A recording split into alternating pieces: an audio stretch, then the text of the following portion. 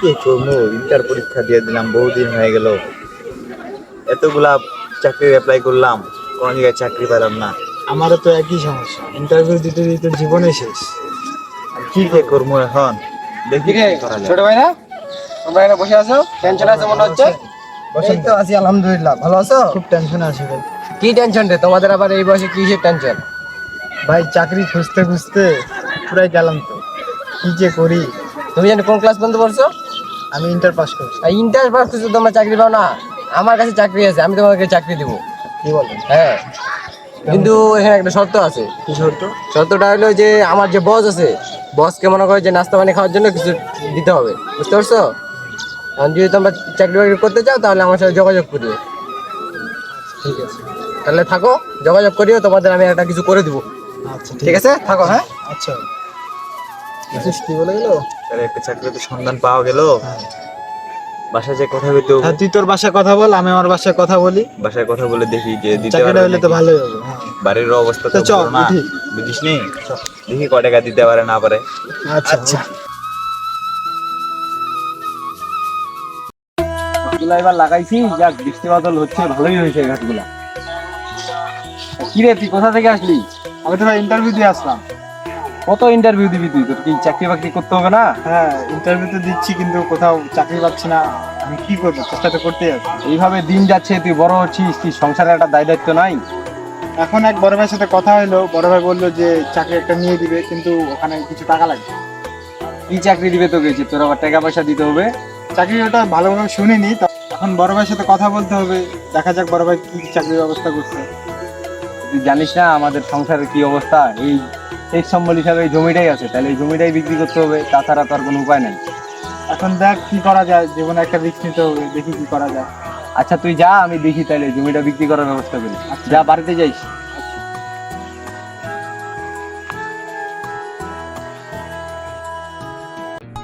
এটা চাকরির জন্য করতেছে, কত জায়গায় ইন্টারভিউ দিতেছে, চাকরি তো পাইতেছে না। এদিকে সংসার কামের কোনো অবস্থা কি রে, আজকে যে ইন্টারভিউ দিবি কি হলো? হয়নি ভাই চাকরি।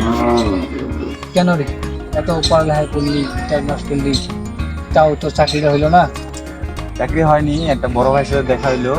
বড় ভাই একটা চাকরি দিতে চাইলো, কিন্তু এদিকে কিছু টাকা লাগবে। টাকা নিয়ে চাকরি নিবি? আর কোন বড় ভাই কি যে হয়, মানুষকে তখন বিশ্বাসই করা যায় না। জীবনে একটা রিস্ক নিয়ে নি, এতদিন আর দিন আর কতদিন। তোর মন কি যাচ্ছে, টাকা পয়সা দিয়ে চাকরি নিবি? হ্যাঁ, নিয়ে একটা চাকরি, বহুদিন তো ঘুরে বেড়ালাম, মানে চাকরি নিয়ে। ম্যানেজ করতে হবে টাকা, কিছু করার নেই। হচ্ছে না, টাকা ম্যানেজ করে দিতে হইবে। আচ্ছা আচ্ছা ঠিক আছে, তাহলে তুই তোর যে কোন বড় ভাই আছে ওকে বলে দিস, হ্যাঁ, যে সমস্যা নেই, আমরা ম্যানেজ করে সব কিছু দিই। আচ্ছা, দিব কালকে তাহলে কই। আচ্ছা। সবার বাসাতে কথাবার্তা বললাম, আমার তো টাকা টুকা দিতে চাইছে। তোর কি খবর? আমিও তো আমার বড় ভাইকে বলছি, বড় ভাই টাকা দিতে রাজি হয়েছে। তাহলে ওই বড় ভাই কি যোগাযোগ হচ্ছিল তোর সাথে? হ্যাঁ ভাই, ওখানে বলছে যে আমি অমুক জায়গায় আছি, ওই জায়গায় যা দেখা করতে বলছে। তাহলে যাই দেখা চল করি। ভাইয়ের সাথে গিয়ে কথা বলি। ওই তো ভাই বসে আছে। ভাই ভালো আছেন? এই তো ভালো আছো? বসো। আমাদেরকে যে আসতে বলছিলেন হ্যাঁ, চাকরির বিষয় নিয়ে। বলছিলাম তোমাদেরকে, হ্যাঁ চাকরি তো আছে। তো তোমরা কি বাসা কথা বলছো? হ্যাঁ, বাসায় কথা বলছি। এখন কি চাকরি আর কত টাকা লাগবে এটা আমাদেরকে একটু জানা দিলে ভালো হতো। চাকরিটা একটা কোম্পানির চাকরি, বুঝছো? তো চাকরিটা কোম্পানির চাকরি, তোমাদেরকে মনে করো 2 জন কাজ জন্য 5 করে 10 লাখ টাকা লাগবে। ঠিক আছে? চাকরির বেতন হবে কত টাকা করে? চাকরির বেতন সর্বনিম্ন তোমরা 50,000 করে স্টার্টিং এ পাবা, পরে আরো বাড়তে থাকবে। আচ্ছা, তাহলে আমরা বাসায় যে টাকাটা ম্যানেজ করে আপনাকে ফোন দিব। আচ্ছা ঠিক আছে, তাহলে তোমরা যাও, পরে তোমাদের সাথে কথা হবে। আচ্ছা, থাকেন। ঠিক আছে, যাও।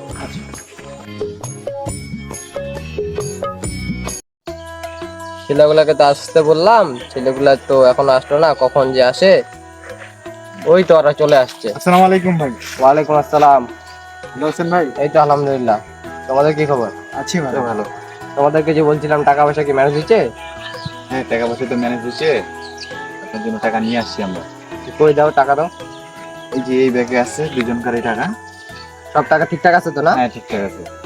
আচ্ছা তাহলে তোমরা যাও, তোমাদেরকে আমি 1 সপ্তাহ পরে ফোন দিয়ে জয়েন করাই দিব। আচ্ছা, ঠিক আছে। আচ্ছা ঠিক আছে, যাও তাহলে। ঠিক আচ্ছা। আছে। যাক, 2টা মুরগি পাইছি, 10 লাখ টাকা ইনকাম তো হয়েছে, এখন এলাকাটা ছাড়ি দিই তাহলে।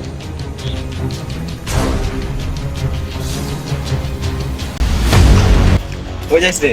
এই তো তোর কাছে যাচ্ছিলাম, তুই কোথায় আছিস? আমি তো তোর কাছে আসলাম, বড় ভাইকে তো বহুতবার ফোন দিলাম, হ্যাঁ, বড় ভাই তো ফোন ধরে না।